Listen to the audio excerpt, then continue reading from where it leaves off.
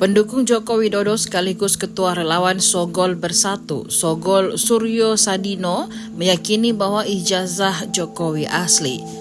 Bahkan Suryo berjanji akan menelan panci jika ijazah Jokowi dipastikan palsu. Sogol Suryo mengatakan bahwa dirinya orang waras dan meyakini ijazah Jokowi tersebut bukan abal-abal. Pernyataan itu beredar luas di media sosial X pada Kamis 15 Mei 2025. Awalnya, Sogol Suryo menyebut bahwa pihak kepolisian sangat mudah membuktikan keaslian ijazah Jokowi.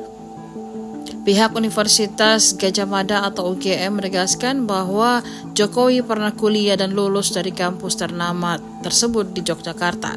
Selain itu, sejumlah teman Jokowi juga membenarkan Presiden ke-7 itu merupakan alumni UGM. Sogol Suryo mengaku geram dengan sejumlah pihak yang menuding ijazah Jokowi palsu.